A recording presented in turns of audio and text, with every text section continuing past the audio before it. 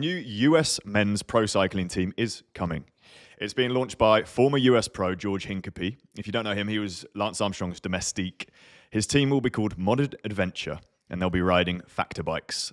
Former World Tour pros Alex Howes and Joey Rosskopf, along with former US domestique pro Ty Magna, will serve as the team directors. And Hincapie says it's an effort to reignite American cycling and a platform for US riders to compete at the highest levels. We are here to invigorate US cycling by recruiting America's top talent, giving them the support, the pathway they need to make it to the top of our sport, and then going after riders from all over the world.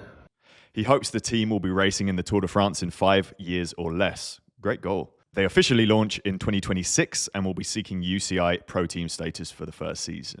That's the rung below World Team, so the likes of Premier Tech, Lotto, UnoX, Tudor, etc. Are they the official names? I'm just reading. I'm Ron Burgundying this.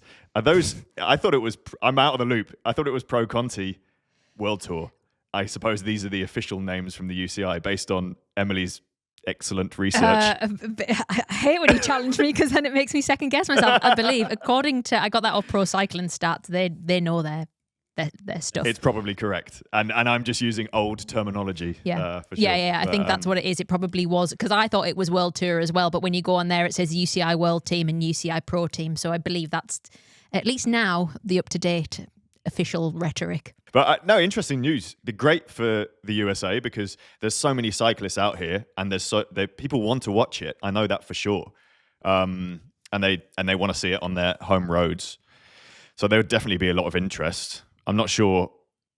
It's just all. I often struggle with the idea of riders who have had links to Lance Armstrong, shady behaviour. Lance Armstrong. Still having such a big prominence in the sport. I don't know. What do you think about that? Well, I would probably say, where can you not find that? It's totally true. Is there an example of someone that used to be involved in cycling pre-2005 that hasn't been busted at some point? That, you know, like there's loads of people in the back of teams, the management, the staff, all of that kind of stuff that have histories. So, and I think this is one of the problems with cycling and people's trust in cycling.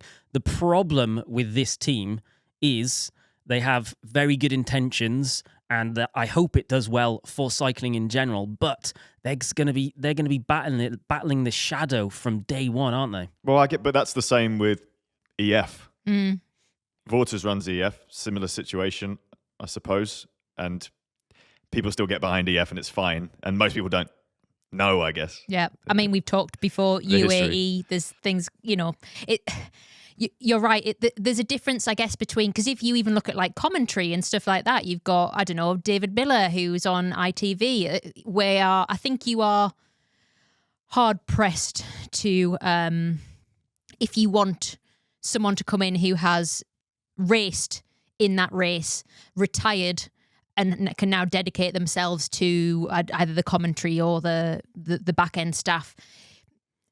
They're potentially probably going to come with some kind of past, I guess. And a lot of these people are very outspoken about doping, and you know they want it reformed, and they kind of advocate for a clean sport. But I guess that is obviously the stance you would take. There's just so many people still involved in the teams. I think there must be a line. Like, I'm not saying forgiveness should always be an option. You know, people do bad things, but they're not necessarily bad people.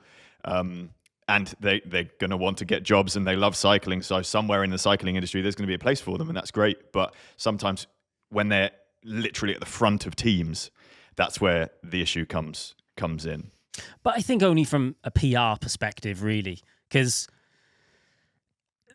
as long as WADA are doing their thing, which they're famous for doing very well, then, you know... Very well, did you say? Jesting at that, yeah.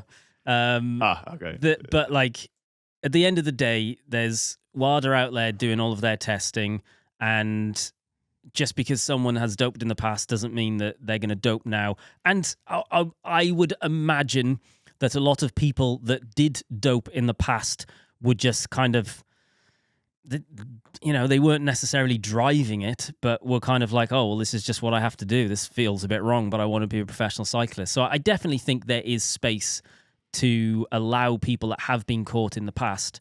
It doesn't necessarily mean that they're going to have encouraged their riders or whatever to do it because they did it in the past. But I don't know.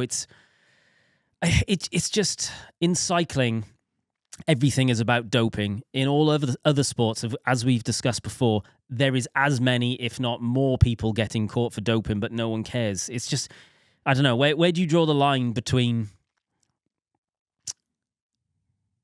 safety and having an enjoyable sport? It does feel like cycling gets it worse than other sports. Oh, a lot of the fans of other sports just don't care.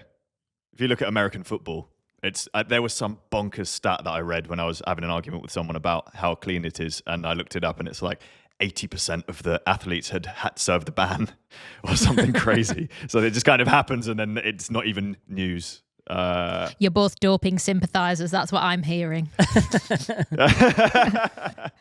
We're just trying to, provide the other side of the argument. I know. It's the eternal argument. I feel like we've had it before. I think that especially from the commentary side of it, some people do not want, and this happens in football as well, they don't want to listen to commentary or analysis from people who haven't lived it. You know what I mean? Like they want ex-footballers commentating on football or an ex-racers commentating on racing. Well, they provide some amazing insight, don't they? Exactly. There's no denying that. If you listen to the commentary from someone like David Miller, it's fantastic, and he comes out with things you don't think of unless you've been a bike racer. Mm-hmm. And that intel also, I presume, serves on as a positive if you're on the backroom staff of a team as well. In terms of you can provide valuable race insight as well. So I imagine that's why they're desirable. Whether you agree with it or not is up to you, I would say. If you don't want to listen to ex-pro racers talk about the Tour de France, then you should definitely tune into our pro show. We have very few shady links to the past. Very few. I like how you don't say none. Well, you're the only person associated to us that was an elite racer, so that would only fall onto you then, I guess. Oh yeah, true. No, I think I was pretty clean.